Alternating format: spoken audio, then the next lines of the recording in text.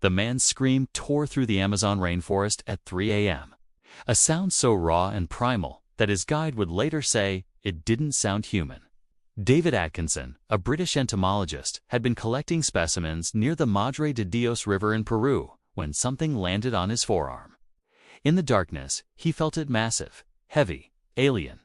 Then came the bite. He described it later, through morphine haze in a Lima hospital, as someone driving a red-hot railroad spike through his arm while simultaneously injecting his veins with battery acid.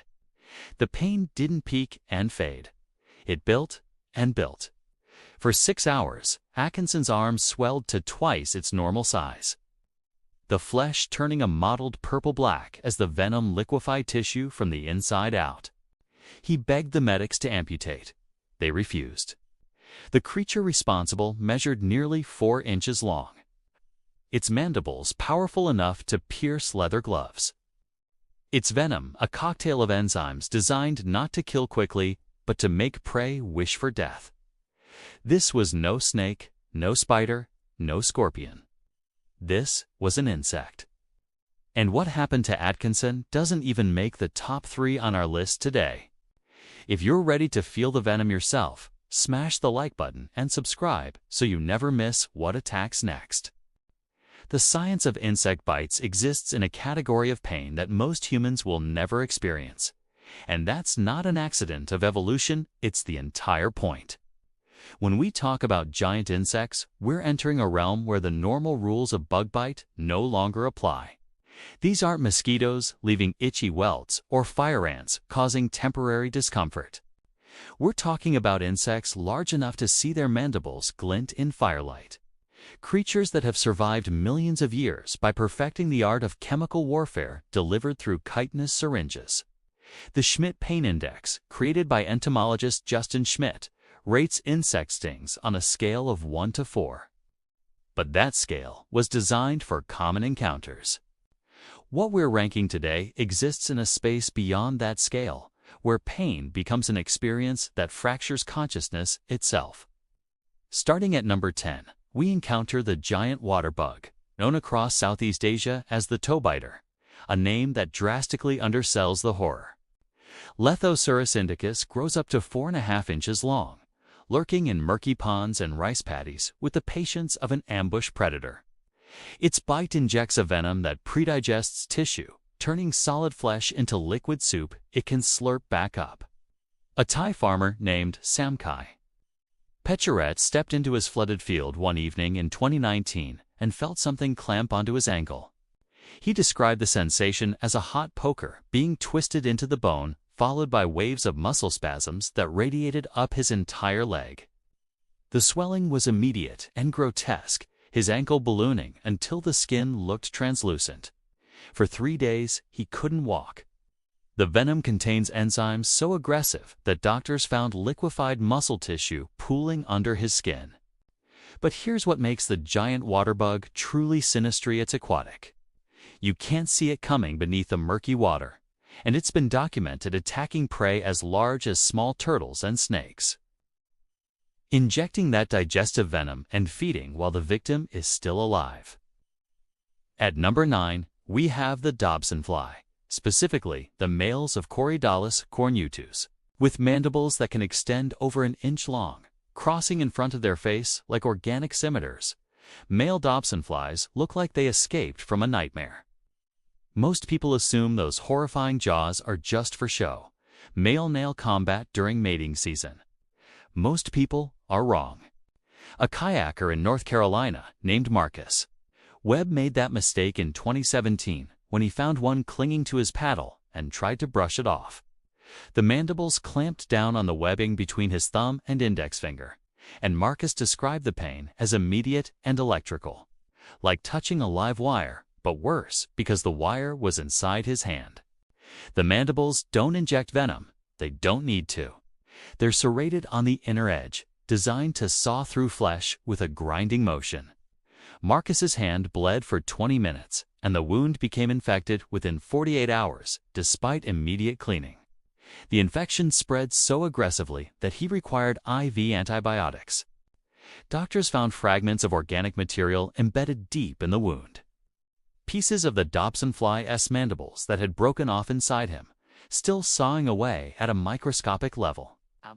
Number 8 brings us to the assassin bug, and specifically the largest species, Platymerus bigutidis, which can reach over 1.5 inches in length. Found across tropical Africa, these bugs earned their name honestly. They're ambush predators with a proboscis that folds under their body like a switchblade, and when they strike, they inject a venom that serves a dual purpose. It liquefies the internal organs of their prey, and it causes excruciating pain in anything that threatens them. A herpetologist named Dr. Sarah Chen was bitten on her wrist while working in a Uganda research facility in 2021. She was wearing gloves, but the assassin bug's proboscis punched straight through the latex like it was tissue paper. The pain, she documented meticulously even as it happened, started as a burning sensation, but within 90 seconds transformed into something she called liquid fire traveling through the circulatory system. She could feel it moving up her arm, a wave of agony following her veins. Her wrist swelled. Yes, but the truly disturbing part was the systemic effect. Within 5 minutes, she experienced heart palpitations, difficulty breathing, and a crushing sensation in her chest. The venom was attacking her cardiovascular system. She required hospitalization and monitoring for 36 hours. At number 7, we meet the giant centipede. Oh, wait. Might be thinking centipedes are arthropods, not insects. You read technically correct, but when Scolopendra giganta reaches lengths of 12 inches and possesses modified front legs called forcipules that function as venom-delivering fangs, we re-including it because the distinction matters far less than the reality of what this thing can do to human flesh. The bite of Scolopendra giganta represents a threshold crossing, a point where the human nervous system begins to interpret pain not as a warning signal, but as a complete sensory reality that blocks out everything else. A Venezuelan spelunker named Carlos Mendoza encountered one in a cave system outside Caracas in 2018. And his testimony, recorded for a medical journal, provides our clearest window into what happens when those forcipules sink in. He felt the creature on his neck first, its dozens of legs creating a rippling sensation across his skin, then the twin punctures as it bit down. Carlos said the initial bite felt like 2 nails being hammered into his spine, but that was just the delivery system. The Venoma complex cocktail, including serotonin, histamine, and a proprietary neurotoxin, went to work within seconds. His neck muscles seized, locking his head in a twisted position he couldn't correct.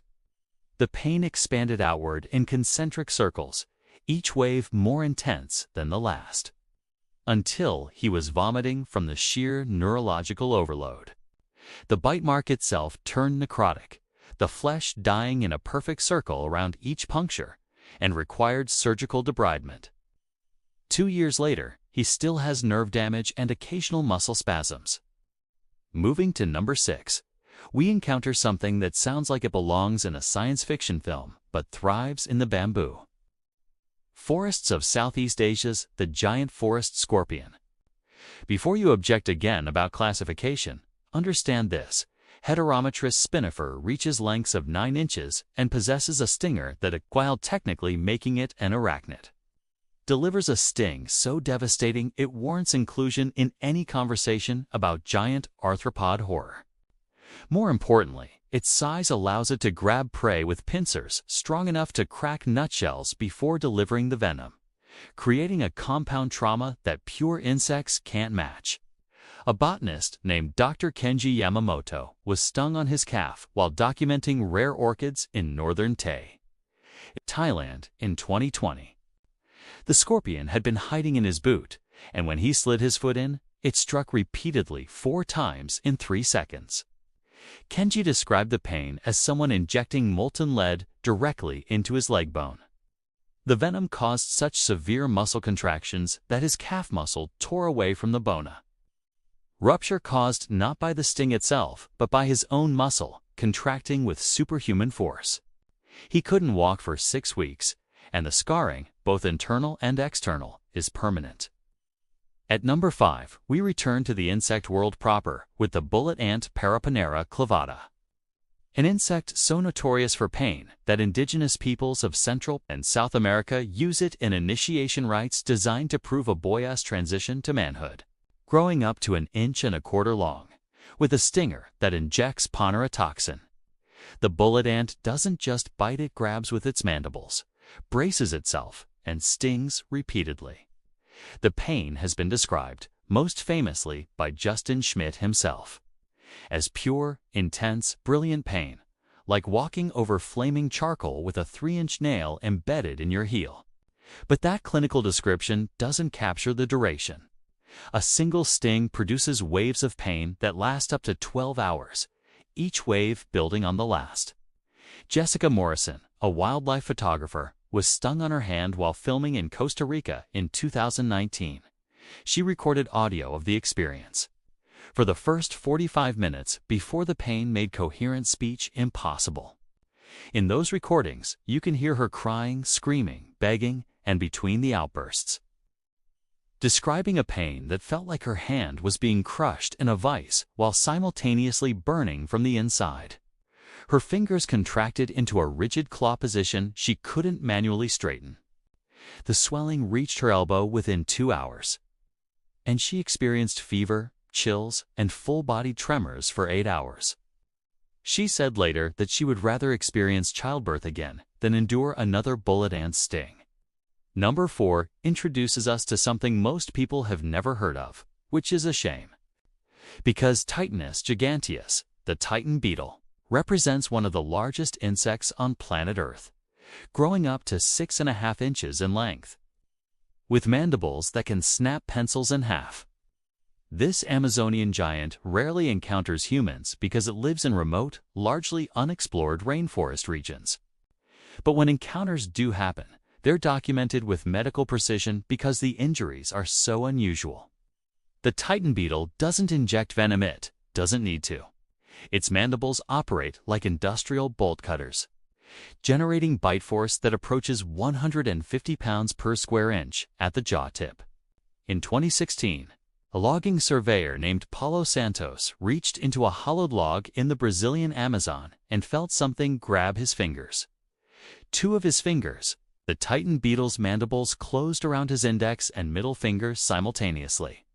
And Paulo said the pressure was so immense that he thought his fingers would pop like grapes.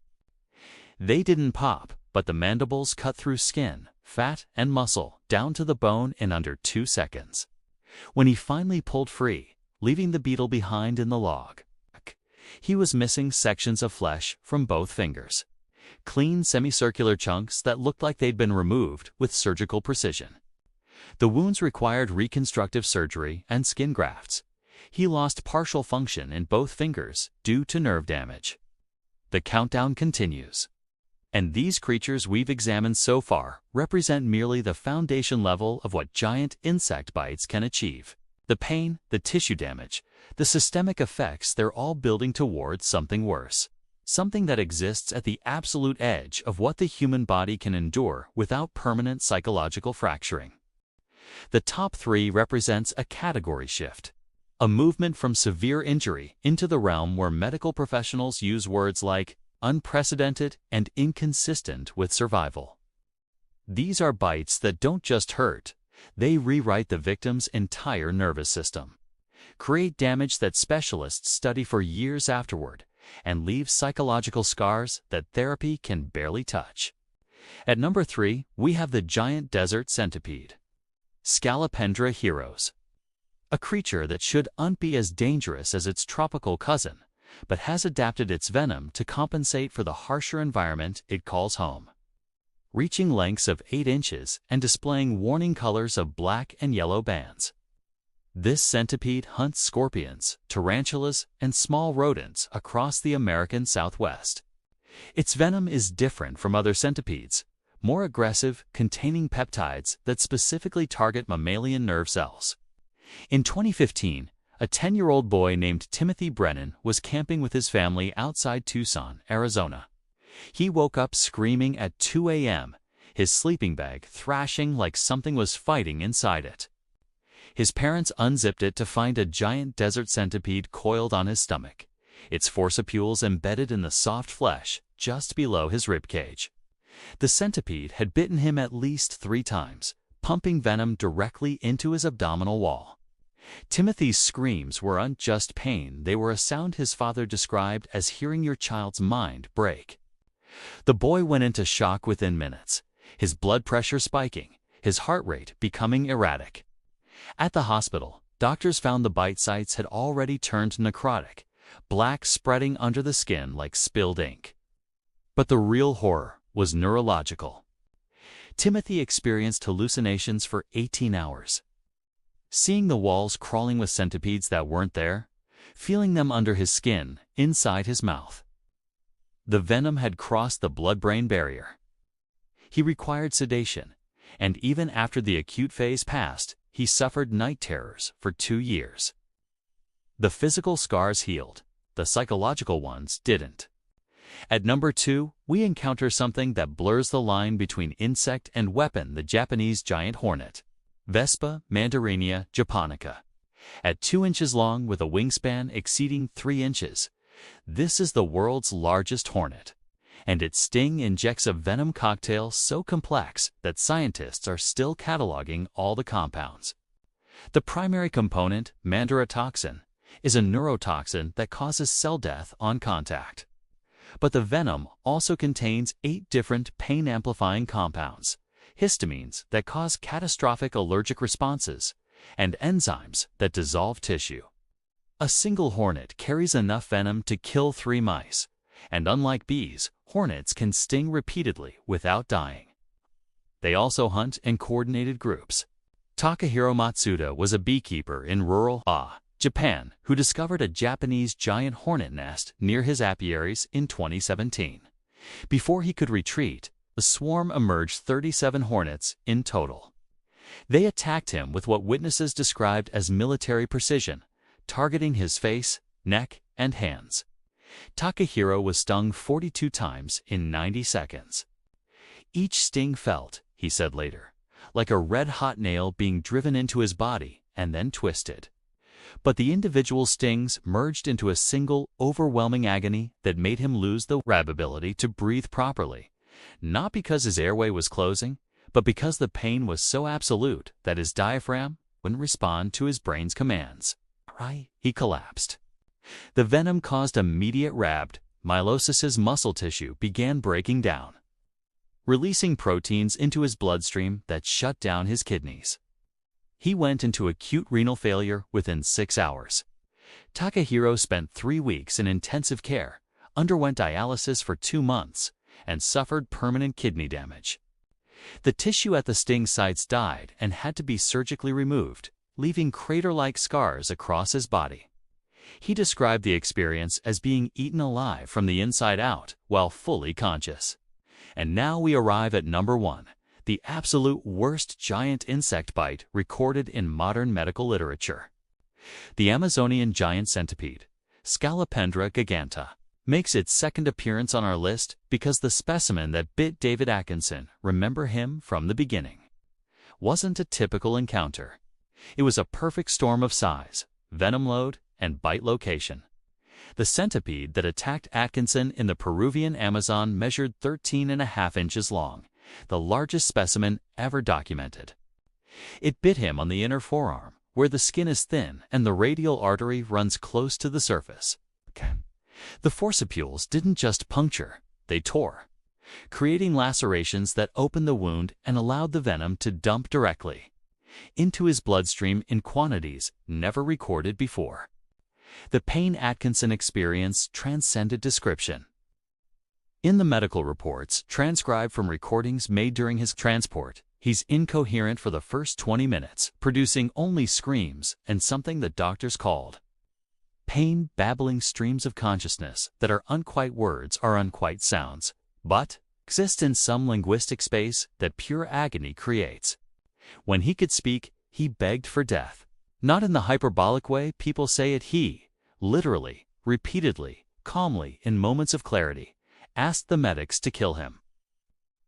The venom caused his arm to swell so grotesquely that the skin split open in 3 places, the pressure building until the dermis simply tore like overstuffed sausage casing. His blood pressure went into shock level lows, then spiked to stroke-inducing highs, then crashed again. His temperature hit 104 degrees. He was hallucinating, seizing and bleeding from the bite site so profusely that he required 3 units of transfused blood.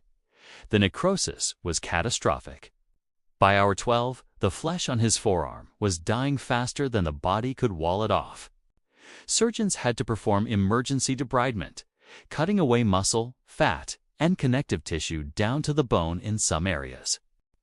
The surgical team working on Atkinson's arm encountered something they'd never seen before. The venom had literally liquefied sections of muscle fiber, turning solid tissue into a consistency one surgeon described as rancid gravy.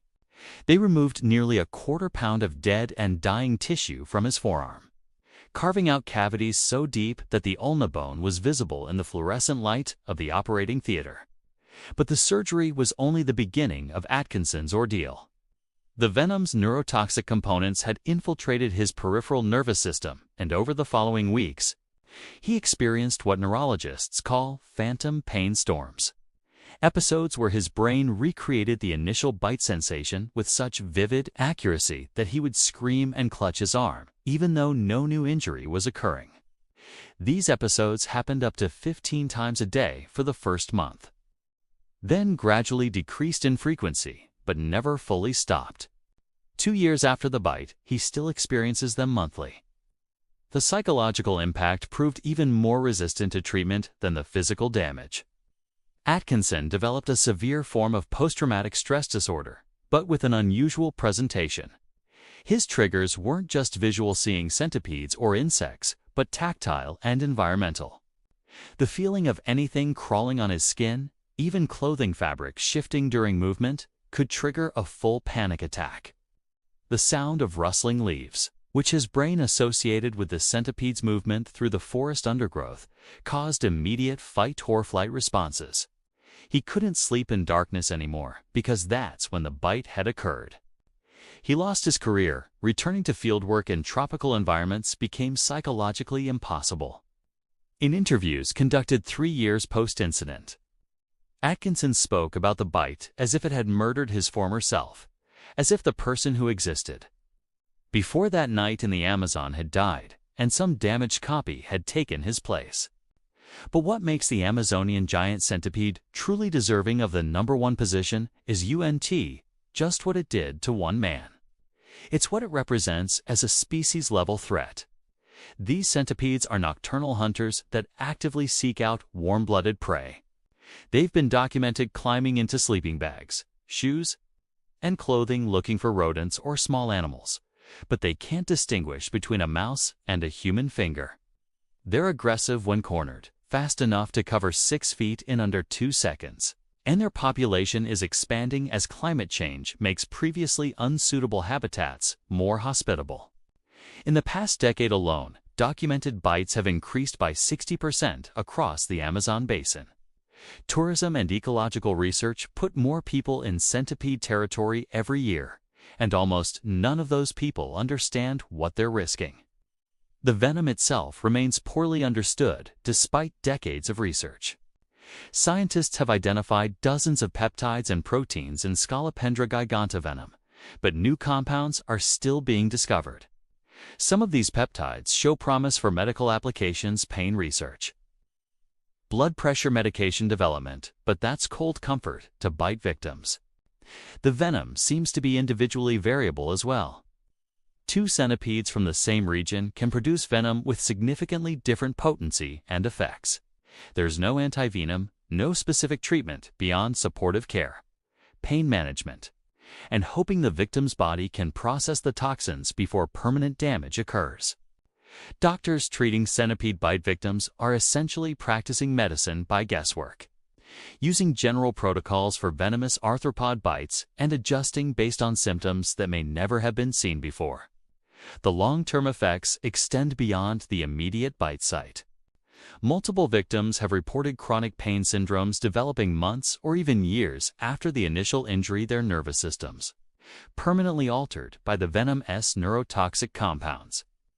Some develop autoimmune responses where their own bodies begin attacking nerve tissue, condition called peripheral neuropathy that can spread throughout the body.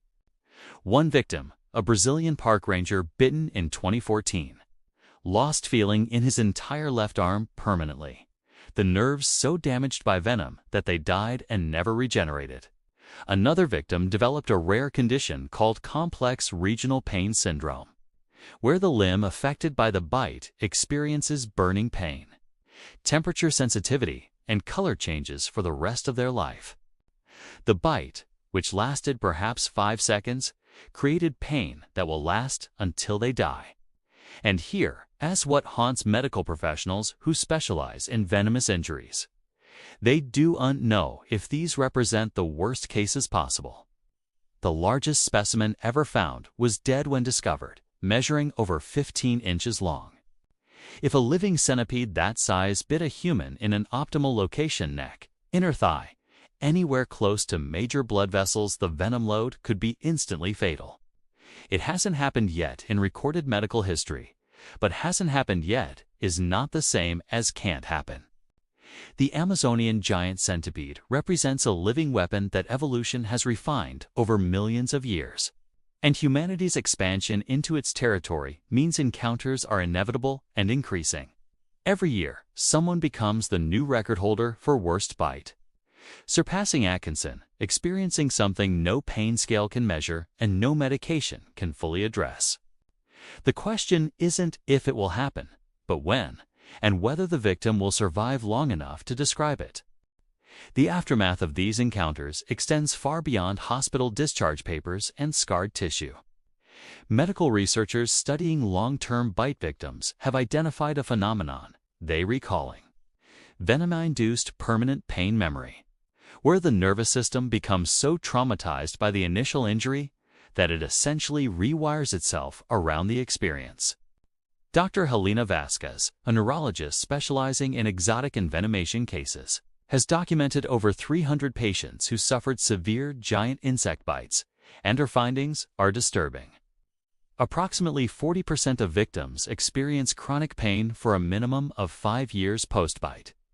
20% develop psychological disorders severe enough to require ongoing psychiatric care.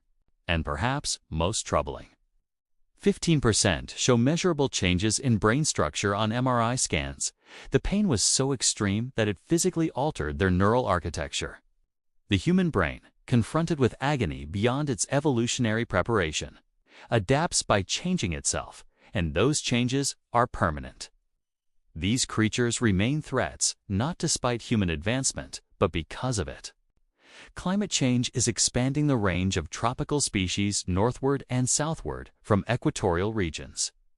The Amazonian giant centipede has been found in areas of Peru and Brazil where it never existed 20 years ago. Japanese giant hornets are spreading through Korea and parts of Russia. Bullet ants, once confined to specific rainforest regions, are colonizing disturbed habitats, logged areas, agricultural zones, even the edges of urban development. We're not moving into their territory anymore. They're moving into ours, and they're thriving. Giant insects are remarkably adaptable, requiring less food than large predators, breeding quickly, and filling ecological niches that human activity creates. Every torn-down forest becomes potential habitat.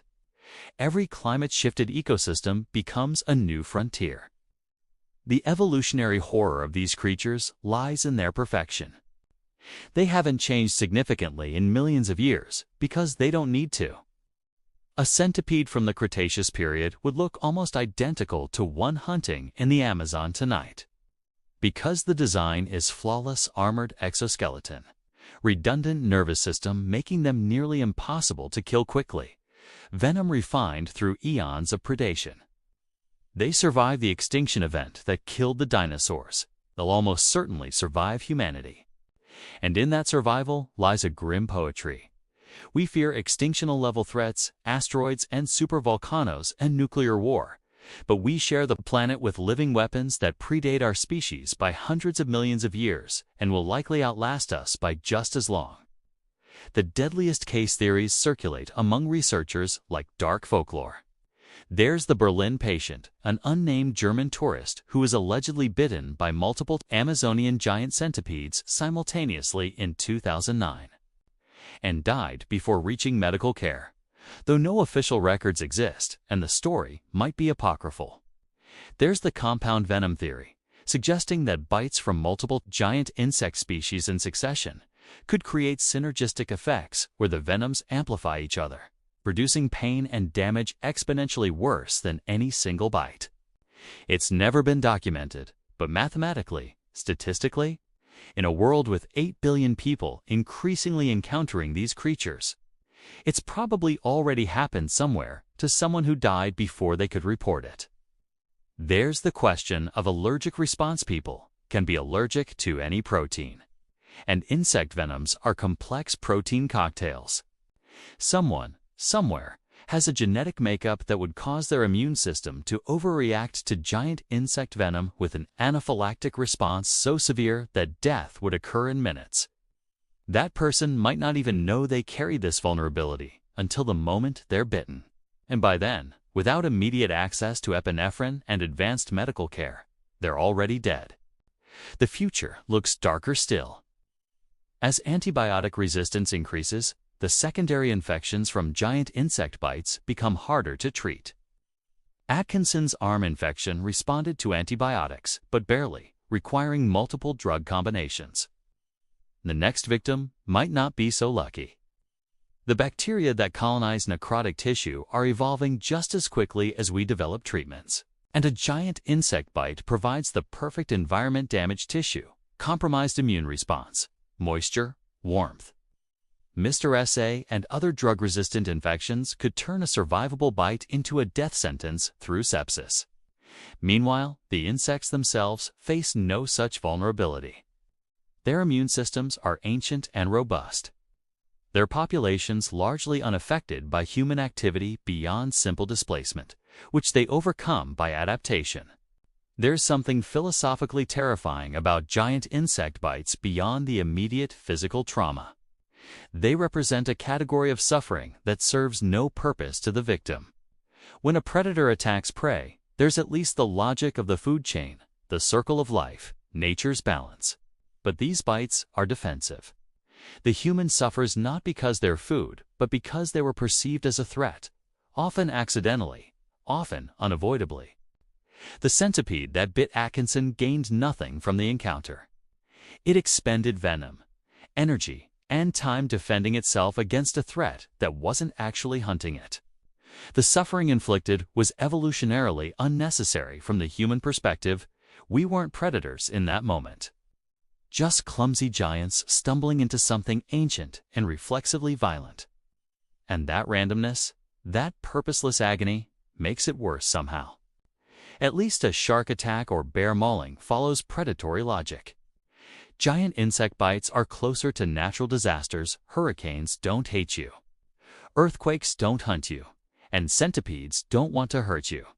But all three will destroy you with the same mechanical indifference if you happen to be in the wrong place at the wrong time. The victims carry these experiences differently.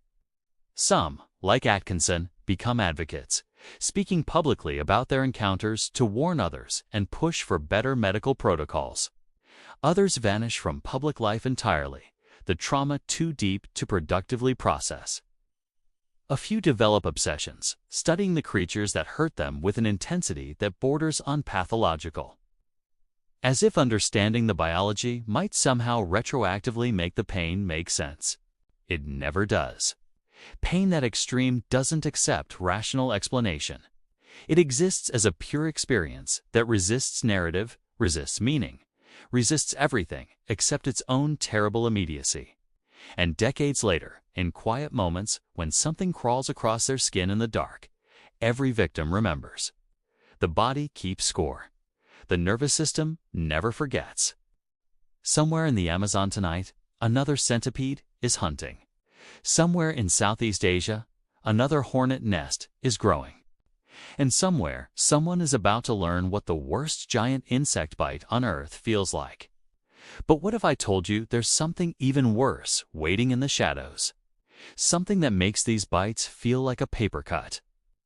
Click the video on screen right now. The most agonizing animal attacks that victims barely survived.